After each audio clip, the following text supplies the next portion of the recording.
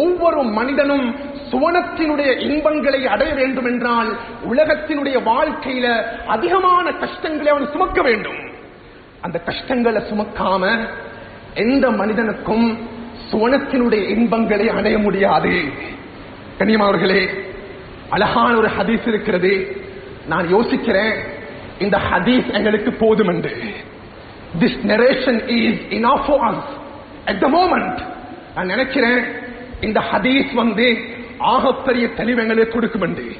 சஹீஹ் முஸ்லிமுடைய ரிவாயத்து கண்ணியமானவர்களே, ஸல்லல்லாஹு அலைஹி வஸல்லம் சொன்னாங்க, கியாமத்துடைய நாளையில் அல்லாஹ் தஆலா ஒரு மனிதனை பார்த்து கட்டளையிடுவான்.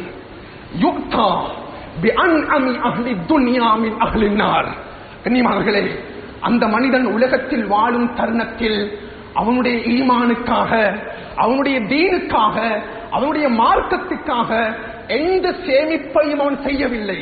அவ்வாறான ஒரு மனிதரை கொண்டு வருமாறு அல்லாஹ் கட்டளையிடுவான். கண்ணியமானவர்களே, அந்த மனிதன் கொண்டு வரப்படுவான். ஸல்லல்லாஹு அலைஹி வஸல்லம் சொன்னாங்க, நரகத்தினுடைய தயாரிப்பு முன்னால் இருக்கும். அல்லாஹ் அக்பர். அல்லாஹ் சொல்லுவான், இந்த மனிதனுக்கு கொஞ்சம் நரகத்தை காட்டிட்டு வாங்க. கண்ணியமானவர்களே, நரகத்தினுடைய லைஃப் இன்னும் ஸ்டார்ட் ஆகல. அல்லாஹ்வுடைய கட்டளை முன்வைக்கப்படும். நரகத்தை இவனுக்கு காட்டுங்கள், நரகத்துக்குள்ளால் அவரை நுழைவிட்டு வெளியே அவசரமாக எடுங்கள். கண்ணியமானவர்களே, அந்த மனிதன் உலகத்துல அவனுடைய வாழ்க்கைய மாதிரி எந்த மனிதனும் வாழல்ல. அதிகமான மனிதர்கள் அவனை பார்த்து கூறியிருப்பார்கள், உலகத்தை அனுபவிக்கணும் என்றா இந்த மாதிரி அனுபவிக்கணும் அப்பா. அவ்வாறான என்ஜாய்மெண்ட் உலகத்துல முன்வச்சத்துக்கு பின்னால ஆகிரத்துடைய வாழ்க்கையை அவன் முன்னோக்குறான். அல்லாஹ் சொல்லுவான், கொஞ்சம் நரகத்தை காட்டுங்க. நரகத்தை காட்டிட்டு அவன் வெளியெடுக்கப்படும். சொன்னாங்க, அந்த மனிதனுக்கிட்ட அல்லாஹ் கேட்பான், ஏ மனிதா, ஹல் மர்ர பிக நஈமுன் கத், நீ உலகத்தில் வாழக்கூடிய தருணத்தில் ஏதாவது சந்தோஷங்களை, இன்பங்களை நீ அனுபவித்திருக்கிறாயா? உலகத்தில் ஏதாவது இன்பங்களை அனுபவித்திருக்கிறாயா? கண்ணியமானவர்களே, அவனை விட கோடான கோடி வாகனங்களை ஓடினவன் யாரும் இருக்க முடியாது. அவனை விட கோடான கோடி வீடுகளை அனுபவித்தவன் யாரும் இருக்க முடியாது. அவனை போன்று உண்ணக்கூடிய வர்க்கங்களை உண்டது யாரும் கிடையாது. ஹல் மர்ர பிக நஈமுன் கத், ஏதாவது உலகத்தில் நீ அனுபவிச்சிருக்கிறியா? கண்ணியமானவர்களே, அந்த மனிதன் அல்லாஹ்வுக்கு உடனடியாக பதில் சொல்லுவான், யா ரப், உன்னின் மீது சத்தியமாக உலகத்தில் நான் எந்த இன்பங்களையும் அனுபவித்தது கிடையாது. உலகத்தில் நான் எந்த இன்பங்களையும் அனுபவித்தது கிடையாது.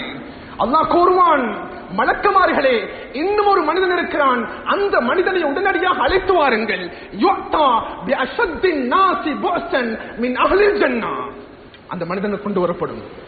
சுப்ஹானல்லாஹ். அந்த மனிதன் உலகத்தில் தன்னுடைய ஈமானுக்காக வேண்டி தன்னை அர்ப்பணித்தவன். கண்ணியமானவர்களே, அது சஹாபாக்களாக இருக்கலாம், அது தாபியீன்களாக இருக்கலாம், அது ஸலஃபு ஸாலிஹீன்களாக இருக்கலாம், என்னோட இருந்த உற்ற நண்பனாக இருக்கலாம். சுப்ஹானல்லாஹ். அந்த மனிதனை முன்னால கொண்டு வந்ததுக்கு பின்னால் அல்லாஹ் சொல்லுவான், சுவர்க்கம் தயார் செய்யப்பட்டிருக்கிறது, அவனுக்கு கொஞ்சம் சுவர்க்கத்தை காட்டிட்டு வாங்க. ஃபயுஸ்பகு சபகத்தன் ஃபில் ஜன்னah. கண்ணியமானவர்களே, அந்த மனிதனுக்கு சுவனத்தின் பக்கம் அவனை அழைத்து செல்லப்படும். சுவனத்தை காட்டப்படும். சுவனத்தினுடைய இன்பங்கள் இன்னும் ஸ்டார்ட் ஆகல. சுவனத்தினுடைய நியமத்துகளை இன்னும் அவன் கண்ணால பூர்த்தியாக பார்க்கவில்லை. மலக்குமார்கள் சுவனத்தை காட்டிட்டு வெளியெடுப்பாங்க. சுப்ஹானல்லாஹ்.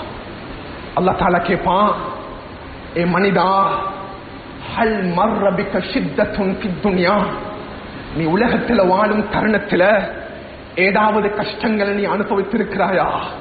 கண்ணியமானவர்களே, அதிகமான மனிதர்கள் அவனை பார்த்து கூறியிருப்பார்கள், பைத்தியக்காரன், உலகத்தை என்ஜாய் பண்ண தெரியாதவன். அவனுடைய ஈமான் அவன் விட்டுக் கொடுக்கல. 2 துண்டுகளாக வெட்டப்பட்டிருப்பான். இறைவா, அல்லாஹ் சத்தியமாக நான் கூறுகிறேன், நான் உலகத்தில் எந்த விதமான கஷ்டங்களையும் நான் அனுபவித்தது கிடையாது.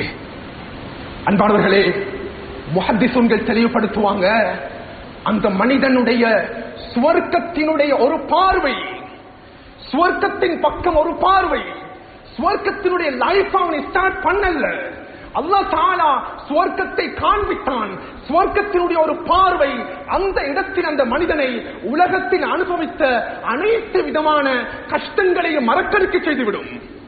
அல்லாஹ் தஆலா அவ்வளவு இன்பங்களை சுவர்க்கத்தில் வைத்திருக்கிறான்.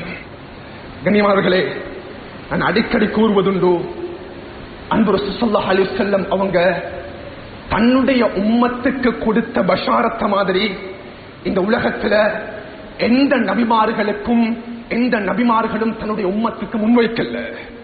ரசூல் ஸல்லல்லாஹு அலைஹி வஸல்லம் அவர்கள் தன்னுடைய உம்மத்துக்கு முன்வைத்த நன்மாராயணங்கள், பஷாரத்துகள் எந்த உம்மத்துக்கும் தன்னுடைய நபிமார்கள் அந்தந்த உம்மத்தார்களுக்கு முன்வைக்கவில்லை. அன்பாளர்களே, ரசூலுல்லாஹ் சஹாபாக்களை எப்படி ரெடி பண்ணினாங்க தெரியுமா? நாம் அடிக்கடி கேள்விப்பட்டதுண்டு. முன்னால அபூபக்கர் ரலியல்லாஹு இருக்கிறாங்க. ஸல்லல்லாஹு அலைஹி வஸல்லம் சொன்னாங்க, அபூபக்கர் ஃபில் ஜன்னah, அபூபக்கர் நீங்க சுவர்க்கத்துக்குரியவர். அபூபக்கர். உமர் ஃபில் ஜன்னah, உமர் நீங்க சுவர்க்கத்துக்குரியவர். உஸ்மான் ஃபில் ஜன்னah, அலி ஃபில் ஜன்னah, ஜுபைர் இப்னு அவ்வாம் ஃபில் ஜன்னah, தல்ஹா ஃபில் ஜன்னah, சஅத் இப்னு அபி வக்காஸ் ஃபில் ஜன்னah, சயீத் இப்னு ஸைத் ஃபில் ஜன்னah, அப்துர்ரஹ்மான் இப்னு அபி அவ்ஃப் ஃபில் ஜன்னah, அபூ உபைதா இப்னு ஜர்ராஹ் ஃபில் ஜன்னah. சஹாபாக்கள் முன்னால் இருக்கிறாங்க. ரசூலுல்லாஹி அலைஹி வஸல்லம் அவங்க 10 சஹாபாக்களை கையால மென்ஷன் பண்ணி சொன்னாங்க. அபூதாவுடைய ரிவாயத்து, அன்பார்ந்த என்னுடைய சஹாபாக்களே, அல்லாஹ் தஆலா உங்களுக்கு சுவர்க்கத்தை சுவனத்தை வாஜிபாக்கிட்டான். அன்பார்களே, இது ரசூலுல்லாஹ் தன்னுடைய உம்மத்துக்கு கொடுத்த பஷாரத். இந்த ஹதீஸுக்கு கீழே தான் முஹத்திஸுன்கள் தெளிவுபடுத்துவாங்க, சுப்ஹானல்லாஹ், இந்த 10 சஹாபாக்களும் அவர்கள் அன்சாரி சஹாபாக்கள் கிடையாது. இந்த 10 சஹாபாக்களும் ஏனைய நாட்டில் வாழ்ந்த சஹாபாக்கள் கிடையாது. இந்த 10 சஹாபாக்களும் குறைஷிகள் சேர்ந்த 10 சஹாபாக்களாக இருக்கிறார்கள். 10 பேரை ரசூலுல்லாஹ் முன்னால வச்சு பஷாரத் சொன்னாங்க. ரசூல் ஸல்லல்லாஹு அலைஹி வஸல்லம் அவங்க சஹாபாக்களை எவ்வாறு தயார்படுத்தினார்கள்?